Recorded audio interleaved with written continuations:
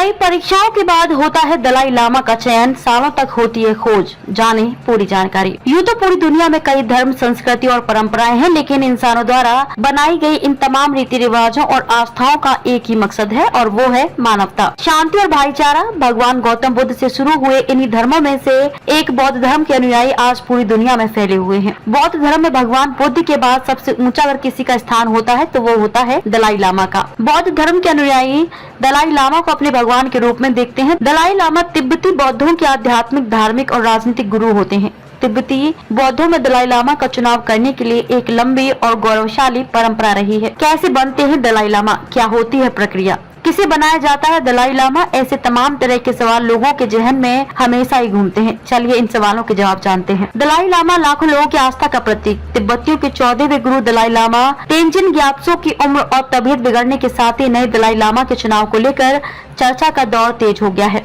इस बात पर चर्चा शुरू हो गई है कि 15वें दलाई लामा कौन होंगे। दरअसल दलाई लामा का चुनाव बेहद महत्वपूर्ण और लाखों लोगों की आस्था का प्रतीक होता है। हालांकि चीन हमेशा से दलाई लामा के चयन में अपना दखल बनाए रखे, जबकि भारत तिब्बती बौद्धों के परंपरा का सम्मान करते हुए उन्हें अपने तरीके से दलाई लामा का चुनाव करने का समर्थन करता है। आज के इस आर्टिकल में हम आपको बताएंगे कि कैसे चुने जाते हैं नई दलाई लामा, क्या होती है दलाई लामा चुने जाने की प्रक्रिया आदि। क्या है दलाई लामा का अर्थ। शीर्षक दलाई लामा मंगोलियाई शब्द दलाई से लिया गया है, जिसका अर्थ है सागर, और तिब्बती शब्द लामा जिसका अर्थ है गुरु या शिक्षक। वर्तमान के और 14वें दलाई लामा के तेंजिन ग्यात्सो हैं। दलाई लामा का जन्म 1935 तिब्बत में हुआ था और उन्हें 2 साल की उम्र में 13वें दलाई लामा के पुनर्जन्म के रूप में मान्यता मिली थी। तिब्बत में चीनी शासन के खिलाफ विफल विद्रोह के बाद 1959 में वे भारत भाग आए और तब से भारत में रह रहे हैं। कैसे चुने जाते हैं दलाई लामा। तिब्बती समुदाय के अनुसार लामा गुरु शब्द का मूल रूप है, एक ऐसा गुरु जो सभी का मार्गदर्शन करता है। दलाई लामा के चयन की प्रक्रिया में पिछले दलाई लामा के पुनर्जन्म की खोज शामिल है, जिसे स्वर्ण कलश प्रक्रिया के रूप में जाना जाता है। जब दलाई लामा की मृत्यु हो जाती है तो उनके पुनर्जन्म की खोज के लिए